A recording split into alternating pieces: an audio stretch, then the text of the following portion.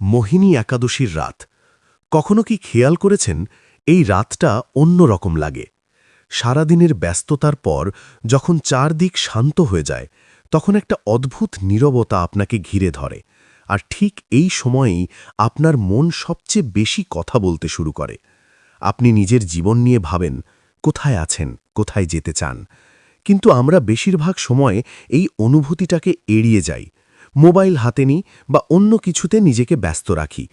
কিন্তু আপনি যদি এই রাতটাকে একটু থেমে অনুভব করেন, তাহলে বুঝবেন এই সময়টা শুধু একটা সাধারণ রাত না, এটা একটা সুযোগ, একটা পরিবর্তনের শুরু।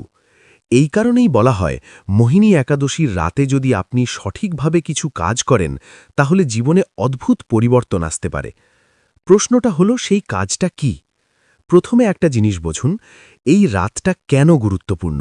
কারণ এই সময়ে আপনার মন সবচেয়ে বেশি শান্ত থাকে, বাইরের শব্দ কমে যায়, ডিস্ট্র্যাকশন কমে যায়, আর তখন আপনি নিজের ভিতরের শব্দ শুনতে পারেন।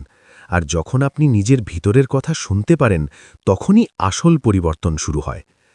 এখন আসি সেই কাজটার দিকে, যেটা এই রাতে করলে সত্যিই পরিবর্তন আসে। প্রথম কাজটা হলো নিজের সাথে একা থাকা। খুব বেশি কিছু না, মাত্র 10 থেকে 15 মিনিট। কোনো মোবাইল না, কোনো কথা না, শুধু আপনি চুপচাপ বসুন। শুরুতে হয়তো অস্বস্তি লাগবে, মনে হবে কিছু একটা করতে হবে, কিন্তু একটু সময় দিন, দেখবেন ধীরে ধীরে মনটা শান্ত হচ্ছে।